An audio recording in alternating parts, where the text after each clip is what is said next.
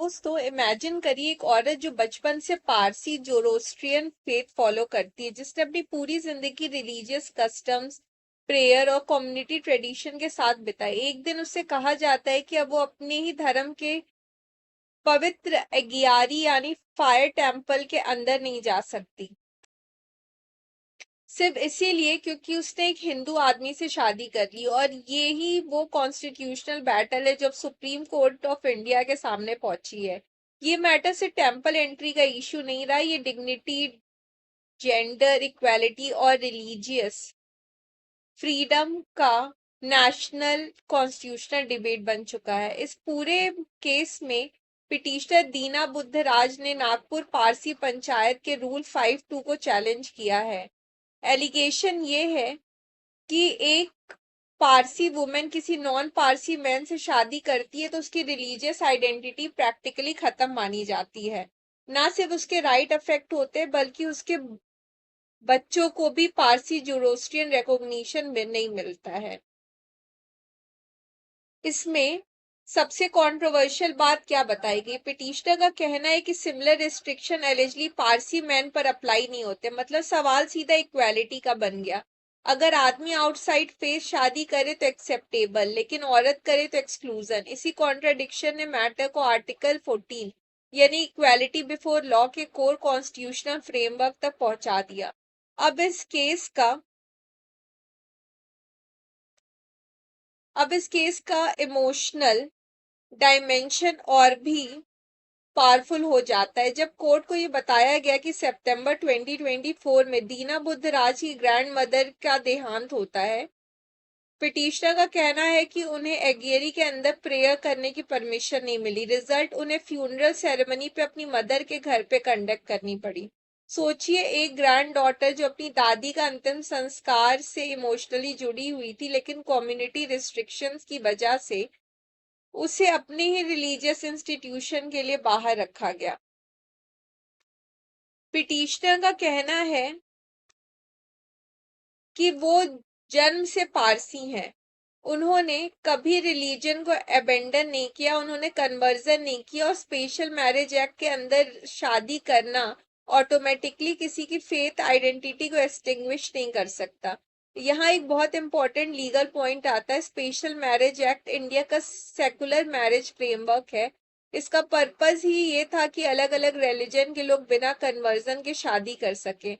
तो फिर सवाल उठता है कि अगर स्टेट लॉ खुद इंटरफेथ मैरिज परमिट करता है विदाउट कन्वर्जन, तो क्या कोई community institution indirectly punishment impose कर सकता है? इसी बैकग्राउंड में सीनियर एडवोकेट श्याम दीवान ने सुप्रीम कोर्ट के सामने आर्गुमेंट रखे। उन्होंने कहा कि petitioner born and brought up Parsi Zoroastrian है। मैरिज का मतलब रिलीजन सरेंडर करना नहीं होता। फेथ आइडेंटिटी सिर्फ मैरिटल स्टेटस से वैनिश नहीं होती। कोर्ट को यह भी बताया गया कि नागपुर में सिर्फ एक ही एगियरी है। नियरेस्ट ऑल्टरनेटिव टेम्पल 400 किलोमीटर दूर है। इसीलिए डिनायल का प्रैक्टिकल इफेक्ट ये है कि पिटिशनर इफेक्टिवली अपने सिटी में रिलीजियस पार्टिसिपेशन से कंप्लीटली एक्सक्लूड हो जाती है। पिटिशनर ने सुप्रीम कोर्ट से क्या मांग रखी? उन्होंने कहा कि कम से कम इंटरिम बेसिस पे उन्हें प्रेयर ऑफर करने दी जाए, मुक्तद प्रेयर अटेंड करने दी जाए, फैमिली फ्यूनरल सेरेमनीज और रिलेटिव्स के रिलीजियस राइट्स में पार्टिसिपेट करने दिया जाए। और इंटरेस्टिंगली कोर्ट को बताया गया कि मुंबई, दिल्ली, कोलकाता और पुणे जैसी सिटीज में एलिजली सिमिलर एकोमोडेशन एग्जिस्ट करते हैं। यहाँ सुप्रीम कोर्ट का अप्रोच बहुत कॉशियस दिखा। बेंच में थे chief justice Surya Kant, justice Joymalya Bagchi और जस्टिस विपुल पंचौली। कोर्ट ने इमीडिएटली कोई स्वीपिंग कॉन्स्टिट्यूशनल डिक्लेरेशन पास नहीं की। क्यों? क्योंकि एग्जैक्टली इसी नेचर की broader constitutional question already Sabarimala reference के अंडर 9 जज कॉन्स्टिट्यूशन बेंच के सामने पेंडिंग है। चीफ जस्टिस सूर्यकांत ने ऑब्जर्व किया कि इंटरिम ऑर्डर ऐसा नहीं लगना चाहिए कि कोर्ट फाइनल कॉन्स्टिट्यूशनल ओपिनियन दे रही है। कोर्ट नहीं चाहता कि एक टेम्पररी अरेंजमेंट को लेटर कॉन्स्टिट्यूशनल प्रेसिडेंट माना जाए। जस्टिस जॉयमाला बागची ने एक इंटरेस्टिंग सजेशन दिया, अगर दूसरे Parsi institution consensual arrangement allow कर रहे हैं तो क्या यहाँ भी लिमिटेड इंटरिम एकोमोडेशन पॉसिबल है? यानी सुप्रीम कोर्ट का करंट मूड एक बैलेंसिंग एक्सरसाइज जैसा दिखा। एक साइड पर है डिनोमिनेशनल ऑटोनॉमी, रिलीजियस कम्युनिटीज का अपने का राइट अपने कस्टम्स प्रिजर्व करना, दूसरी साइड पे individual fundamental right of equality, dignity, conscience और फेथ आइडेंटिटी। और इसी बैलेंस ने इस मैटर को लार्जर कॉन्स्टिट्यूशनल टेरिटरी में पुश किया। अब यहाँ एक और हिस्टोरिक केस का रेफरेंस बहुत इंपॉर्टेंट है, जिसका नाम है गुरमुख गुप्ता केस। गुरमुख गुप्ता भी एक पारसी वुमेन थी जिन्होंने हिंदू मेन से स्पेशल मैरिज एक्ट के अंडर शादी की थी। उन्हें भी एलिजली पारसी इंस्टीट्यूशन में रिस्ट्रिक्शन फेस करनी पड़ी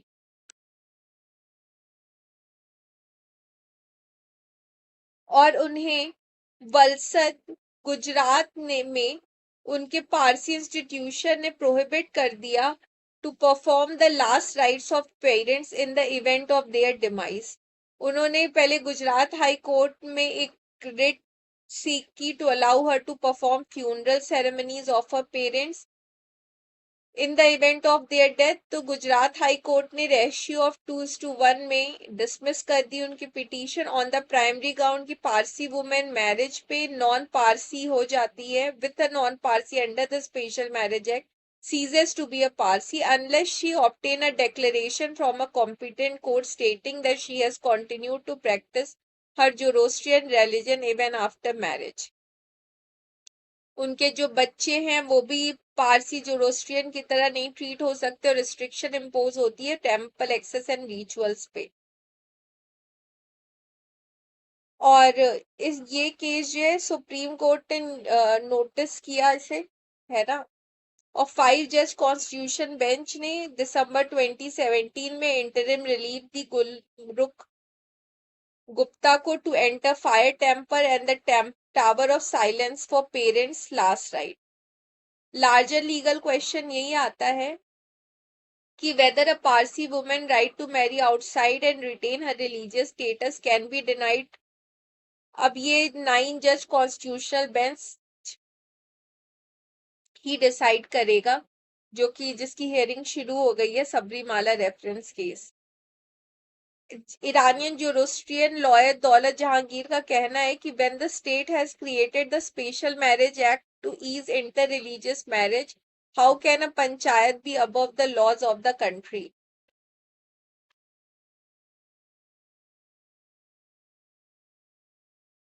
सुप्रीम कोर्ट ने इन्हें इंटरिम रिलीफ दे दी थी। इसी अर्लियर कंट्रोवर्सी को प्रेजेंट मैटर में रिपीटेडली रेफर किया गया। और फिर आता है सबरीमाला रेफरेंस का explosive constitutional angle. Justice B Nagarathna ने अर्लियर हियरिंग में रिपोर्टेडली एक फंडामेंटल क्वेश्चन रेज किया था कि अगर राइट टू कॉन्शियस बर्थ से एक्वायर्ड है तो शादी के बाद वो कैसे खत्म हो जाता है। उन्होंने एक और शार्प कॉन्स्टिट्यूशनल क्वेश्चन रेज किया, अगर औरत मैरिज के बाद रिलीजियस आइडेंटिटी लूज करती है तो मर्दों के साथ डिफरेंट ट्रीटमेंट क्यों। ये ऑब्जर्वेशन सिर्फ पारसी कम्युनिटी तक लिमिटेड नहीं है, ये पूरे इंडियन कॉन्स्टिट्यूशनल फ्रेमवर्क के लिए लार्जर इम्प्लीकेशन क्रिएट करता है। क्या पर्सनल लॉज और कम्युनिटी कस्टम इक्वालिटी प्रिंसिपल के अगेंस्ट सरवाइव कर सकते हैं? क्या dignity of faith identity marriage के हिसाब बेसिस पे ऑल्टर की जा सकती है? क्या वुमेन को रिलीजन के अंदर सेकेंडरी स्टेटस दिया जा सकता है? और सबसे बड़ा क्वेश्चन, क्या कॉन्स्टिट्यूशनल मोरालिटी और डिनोमिनेशन ऑटोनॉमी एक साथ को एग्जिस्ट कर सकता है? पिटिशनर को आर्गुमेंट है कि एक्सक्लूजन एसेंशियल रिलीजियस प्रैक्टिस भी नहीं है, क्योंकि हर Parsi institution same rule follow नहीं करता है।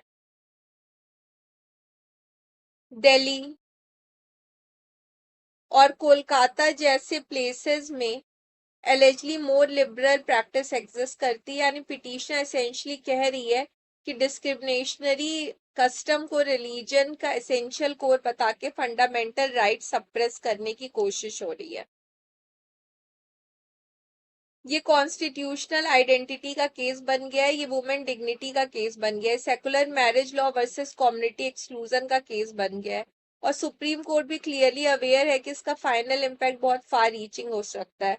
अगर court ultimately equality oriented interpretation adopt करता है तो इंडिया में माइनॉरिटी पर्सनल लॉज और रिलीजियस कम्युनिटी प्रैक्टिस के अराउंड एक मेजर कॉन्स्टिट्यूशनल प्रेसिडेंट क्रिएट हो सकता है। लेकिन अगर कोर्ट डिनोमिनेशनल ऑटोनॉमी को स्ट्रॉन्गर प्रोटेक्शन देता है तो डिबेट और इंटेंस हो सकती है regarding women equality with religious structure. फिलहाल सुप्रीम कोर्ट कॉशियस अप्रोच ले रहा है। Court larger constitutional question pre जज नहीं करना चाहता, लेकिन simultaneously court humanitarian interim accommodation possibilities भी एक्सप्लोर कर रहा है। इसीलिए ये केस अब सिर्फ टेम्पल एंट्री डिस्प्यूट नहीं रह गया है, ये केस मॉडर्न इंडिया का सबसे सेंसिटिव कॉन्स्टिट्यूशनल कॉन्फ्लिक्ट में से एक बन चुका है। Faith versus equality, tradition versus dignity, community autonomy versus individual right. और अब पूरे देश की नजर सुप्रीम कोर्ट पर है। For more such legal update please like share subscribe lockup and don't forget to press the bell icon.